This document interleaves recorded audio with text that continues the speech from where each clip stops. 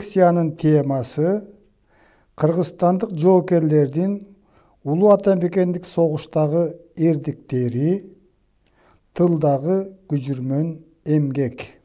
1941 жылы 22 июнда фашисттик Германия Советтер Союзуна кол салып, Совет эли үчүн Улуу Ата Мекендик согуш башталган. Согуштун биринчи күндөрүнөн тартып эле согуш башталганга чейин Советтик армиянын катарында кызмат өтөгөн кыргызстандык жоокерлер советтик башка жоокерлер менен кошо мекенди коргоого киришкен. Чегарадагы Брест чеби, аны коргоочулар жөнүндө көптөгөн кинофильмдер, көптөгөн чыгармалар, тарыхый эмгектер жазылган. Бир айга созулган кармашууда советтик жоокерлер эрдиктин үлгүсүн көрсөткөн. Ошолордун ичинде кыргызстандык Фурцев деген жоокер болгон. Белоруссияны коргоодо советтик армиянын катарында кызмат өтөп жүргөн, Каракол шаарында туулуп өскөн, Кыргызстандан таалим-тарбия алып аскерде кызмат өтөп жүргөн Дмитриев деген кыргызстандык согуш майданында эрдик көрсөткөн. Ал чабуулга өтүп келаткан 2 танканы иштен чыгарып, бир нече фашистти жок кылган. Бул окуя 1941 жылы 10 июлда болгон. Бул эрдик үчүн кыргызстандык Дмитриев ошол эле жылы 31 августта Советтер Союзунун баатыры деген наамга татыктуу болгон. Дмитриев кыргызстандыктардын ичинен биринчи жолу Советтер Союзунун баатыры болгон адам. Кыргызстанда дагы СССРдын Жогорку Советинин президиумунун указына ылайык элди фронтко мобилизациялоо иши жүргүзүлгөн. Айрым жаштар согушка, фронтко ыктыярдуу түрдө жазылууга аракеттерди кылган. Кыргызстандын аймагында бир нече аскердик бирикмелер түзүлүп, согушка даярдык көрүлгөн. Ошондой аскердик бирикмелердин бири бул Кыргызстандын эмгекчилеринен жана Казакстандын эмгекчилеринен куралган 316 аткычтар дивизиясы. Бул дивизияга Кыргызстандын аскер комиссары Панфилов командачылык кылган. Панфиловдун жетекчилиги менен бул дивизия Москванын алдындагы душмандын мизин майтаруучу согушка катышкан. Ноябрь айында болгон кандуу кармашууда кыштын күнү бир айга созулган согушта Панфилов жетектеген 316 дивизия өтө эрдиктин үлгүсүн көрсөткөн. Бул майданда Панфиловчулар өзүнөн 4 эсе техникалык жактан, аскерлери жагынан өзүнөн 4 эсе артыкчылык кылган душман менен бир ай бою кармашкан. Волоколамский районундагы салгылашууда Панфилов жетектеген дивизия кандуу кармашта көптөгөн жоокерлеринен ажыраган. Ошону менен катар эле бир топ фашисттер дагы талкаланган, техникасы талкаланган. Мына ушул майданда Панфилов дагы курман болгон. Ал өлгөнгө чейин бул Панфилов дивизиясынын майдандагы өжөрлүгү, баатырдыгы эске алып, аларга 8-чи гвардиялык дивизия деген ат ыйгарылган. Панфилов өлгөндөн кийин анын ысымы өзү жетектеген дивизияга ыйгарылган. Москванын алдындагы Москваны коргоо үчүн болгон согушта ушул Панфилов дивизиясынын аскерлери өзгөчө эрдиктерди көргөзгөн. Тарыхта өзгөчө 28 баатырдын эрдиктери жазылып калган. Алардын ичинде Кыргызстандан барган Сокулук районунан аскерге чакырылган, ошол жерде колхоздо партиялык уюмдун жетекчиси болуп иштеп жүргөн Дүйшөнкул Шопоков болгон.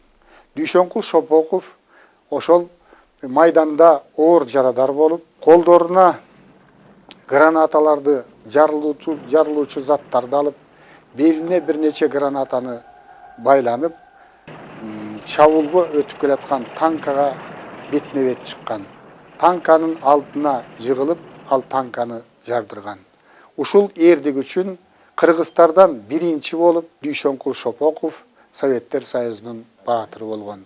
Аны менен катар Кыргызстандан барган Ананев, Конкин, Шемякин, Москаленко өңдүү Кыргызстанда туулуп, Кыргызстанда чоңойгон эр азамат жигиттер дагы Советтер Союзунун баатыры болушкан.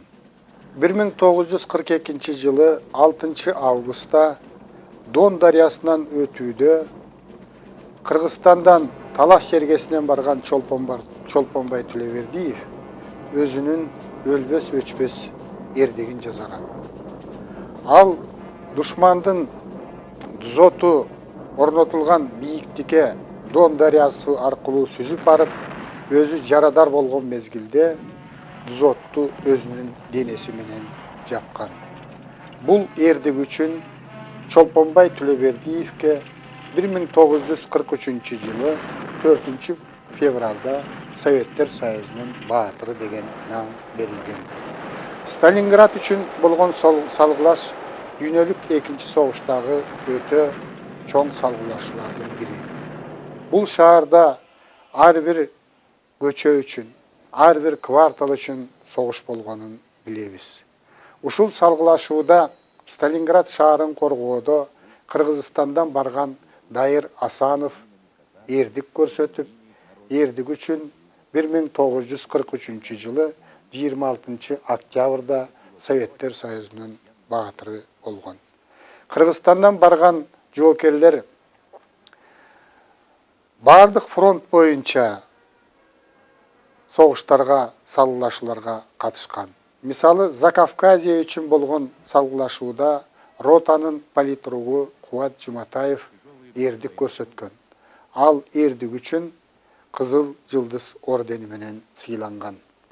Кавказ үчүн болгон салгылашууда Кыргызстандан, тагыраак айтканда, Жумгал жергесинен барган Акун Садырбаев өзгөчө эрдик көрсөткөн.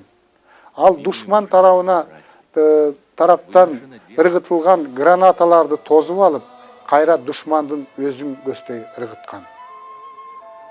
Тарихи маалыматтар боюнча, анын командиринин жазып калтырганы боюнча, Акун Садырбаев кезеги менен ыргытылган 16 гранатаны душманды көздөй кайра шамдагайлык менен ыргытууга жетишкен. 17 граната анын колунда жарылып, Акун Садырбаев өзү курман болуп, бул эрдик үчүн өлгөндөн кийин Кызыл Туу ордени менен сыйланган. 1943 жылы сентябрь айында Днепр дарыясынан өтүү мезгилинде Кыргызстандан барган Атбашы жергесинен барган Анварбек Чортеков эрдик көрсөтүп, ал эрдик үчүн Советтер Союзунун баатыры деген наамга ээ болгон. 1944 жылы Эстонияда Нарва шаарынын жанында аба салгылашуусу болот. Ошол салгылашууга Кыргызстандан барган Исмаилбек Таранчиев, бул Кыргызстандын Аламидин районунда туулуп чоңойгон, эрдик көрсөткөн. Учкуч өзүнүн истребителине ок тийгенде, ал жалындап күйүп аткан өзүнүн самолетун душмандардын күйүүчү май сакталган станциясына буруп, ал жердеги май күйүп аткан танкаларды, душмандын автомобилдерин, ондогон фашисттерди жок кылган. Ошол мезгилде эле ал командири тарабынан Советтер Союзунун баатыры деген наамга көрсөтүлгөн, бирок убагында ага наам ыйгарылбай калып, 1991 жылы Кыргыз өкмөтүнүн кийлигишүүсү аркылуу Исмаилбек Таранчиевке Советтер Союзунун баатыры деген наам ыйгарылып, анын орден медалдары анын туугандарына тапшырылган. 1944 жылы апрелде Молдавияда Кыргызстандан барган Казак Жаркынбаев эрдик көрсөтүп, ал эрдик үчүн Советтер Союзунун баатыры болгон. Согуштун аяктоочу учурунда Польшаны немецтик баскынчылардан бошотууда көрсөткөн эрдик үчүн кыргызстандык Оторбаев Советтер Союзунун баатыры болгон. Согуштун аяктоочу мезгилинде Берлинди алууда кыргызстандык жоокерлер дагы эрдиктин үлгүсүн көрсөткөн. Алардын ичинде Советтер Союзунун баатыры Калуйнур Үсөнбековду жана учкуч биздин жердешибиз улуту казак Советтер Союзунун 2 жолку баатыры Талгат Бегелдинов болгон. Кыргызстандык аялдар дагы согуш мезгилинде катышып эрдиктерди көрсөткөн. Ошолордун ичинде учкуч Пасько деген аял болгон. Ал учкучтардын чакан тобуна командалык кылган. Анын командалык астында абага учуп чыккан учкучтар душмандарга бир нече жолу бүлүк салган. Маалыматтар боюнча Пасько 780 жолу өзү абага учуп чыгып, душмандардын объектлерине бомба таштаган. Анын таштаган бомбаларынын салмагы 93 тоннаны түзгөн экен. Кыргызстандан барган жоокерлер партизандык кыймылга да катышкан. Атайы Панфилов дивизиясынан атайын тапшырма менен душмандын тылына Кыргызстандан барган жоокерлер дагы катышкан. Ошол партизандык согушта душмандардын техникасын талкалоодо, алардын аскердик күчтөрүн талкалоодо кыргызстандыктар дагы активдүү катышкан. Алардын ичинен Ашырбай Коёнкөзовдун эрдиги тарыхта жазылып калган. Жыйынтыктап айтканда, Кыргызстандан Улуу Ата Мекендик согуштун фронтторуна, майданына 380 000 кыргызстандык жоокер жөнөтүлгөн. Алардын көпчүлүгү эрдиктин үлгүсүн көрсөткөн. Ошого байланыштуу Кыргызстандан барган жоокерлердин 150 000 СССРдын ордендери жана медалдары менен сыйланган. Кыргызстандан барган 73 жоокер Советтер Союзунун баатыры болушкан. Алардын 13-ü кыргыз жигиттери болгон. 34 адам Даңк орденинин толук кавалерлери болгон. Бул 34 адам дагы Советтер Союзунун баатыры деген улуу наамга, жогорку наамга татыктуу деп эсептесек болот. Кыргызстандан барган жоокерлер албетте жалаң гана эрдиктин үлгүлөрүн көрсөтүү менен чектелген эмес. Согуш деген согуш, майдан деген майдан.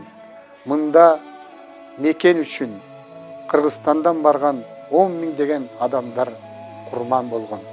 Алардын көпчүлүгү дайынсыз жок болгон.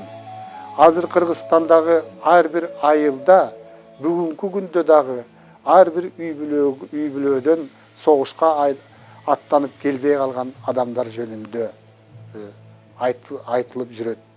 Бул ар бир районду, ар бир айыл кыштакты өзүнө камтыган, кыргыздардын үй бүлөлөрүнө чоң кайгы алып келген өтө чоң согуш болгон.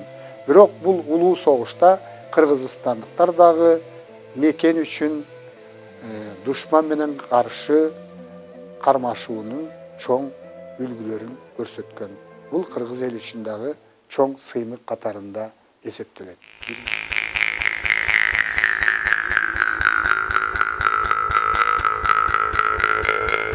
Согуш башталган алгачкы күндөр эле СССРдын өкмөтү болгон мүмкүнчүлүктөрдү жеңиш үчүн жумшоого аракеттерди баштаган. Өлкөнүн эл чарбасы толук бойдон согуштун муктаждыктарына, согуштук рельсага которулган. Ушундай эле иш Кыргызстанда дагы жүргүзүлгөн.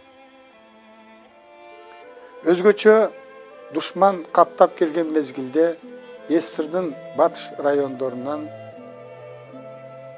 завод менен фабрикаларды, маанилүү ишканаларды, анда иштеген жумушчуларды тылдагы жайгашкан республикаларга көчүрүү иши, андагы жашаган карапайым эмгекчи элди көчүрүү, мобилизациялоо иштери жүргүзүлгөн. Согуш болуп аткан аймактардан душмандын басып алуу коркунучу туулган Украинадан, Белоруссиядан, Россиянын батыштагы бөлүктөрүнөн заводдорду, фабрикаларды чыгышты карай Орто Азияга, анын ичинен Кыргызстанга көчүрүү саясаты жүргүзүлгөн. 1941-42 жылдарда эле Кыргызстанга 40тан ашуун ири завод, фабрикалар жумушчулары менен көчүп келген. Кыргызстандын өкмөтү, Кыргызстандын эли эвакуацияланган завод менен фабрикаларды тез арада кайрадан бутуна коюуга, аларды кайрадан фронт үчүн керектүү продукцияларды чыгарууга шарт түзүп берүүгө болгон аракеттерин жумшаган. Көчүп келген жумушчулар үчүн турак жай, азык-түлүк менен камсыз кылуу иштери колго алынган. Мындан тышкары Кыргызстанга ушул 41-42 жылдары 200 миңден ашык адам эвакуацияланган. Аларды турак жай менен камсыз кылуу, азык-түлүк менен камсыз кылуу, иш менен камсыз кылуу кыргызстандыктар үчүн өтө татаал иштердин бири болгон. Жаңы көчүп келген завод, фабрикаларды биринчи кезекте энергия менен камсыз кылуу керек эле. Мына энергиянын түрлөрүн иштеп чыгуунун көлөмүн көбөйтүш керек болчу. Ошондуктан Чоң Чүй каналында курулуп аткан Лебединовка ГЭСин кайрадан жандандырып, бул ГЭС 42 жылдан баштап электр энергиясын бере баштаган. Көмүр казып чыгаруучу шахталар көмүрдү мурдагыдан көп өлчөмдө казып чыгарууга милдеттендирилген. Кызыл Кыяда, Сүлүктүдө, Таш көмүрдө, Көк Жаңгакта ушул көмүр казып чыгаруу иши 2 эсе, 3 эсеге чейин жогорулаган. Кыргызстандын жумушчуларынын арасында согуш мезгилинде Советтер Союзунда пайда болуп өркүндөгөн Стахановдук кыймыл, норманы 10 эсеге аткаруу, миңчилердин кыймылы Кыргызстанда дагы колго алынган. 1942 жылдан баштап Чоң Чүй каналын куруу иши кайрадан жанданган. Кыргызстандын өнөр жайы СССРдын борбордук региондоруна салыштырмалуу эвакуацияланган ишканалардын эсебинен мурда болуп көрбөгөндөй деңгээлде жогорулаган. Бирок бул завод, фабрикалар негизинен согуштун мукташтыктарын канааттандырган. Өнөр жайдын дүң продукциясы Кыргызстандын эл чарбасында 1950 жылы 50% түссө, 1945 жылы 67,5%ке көтөрүлгөн. 1943 жылы Канттан Рыбачыга чейинки темир жолду куруу иши колго алынган. Бул темир жолду курууда негизинен чөйрөнүн эмгекчилери, ошондой эле колго түшкөн немистик солдаттар иштешкен. Айыл чарбасы согуш мезгилинде Кыргызстанда бүлгүнгө учураган. Малдын башы кескин түрдө төмөндөгөн. Ошол мезгилде эгиндин ар бир тоннасы душмандын объектисине ташталган бомба деген уран жарыяланып, ушул Кыргызстандын эмгекчилери, дыйкандары эгинди көбүрөөк өстүрүүгө, аны фронтко мүмкүн болушунча көбүрөөк жөнөтүүгө аракет кылышкан.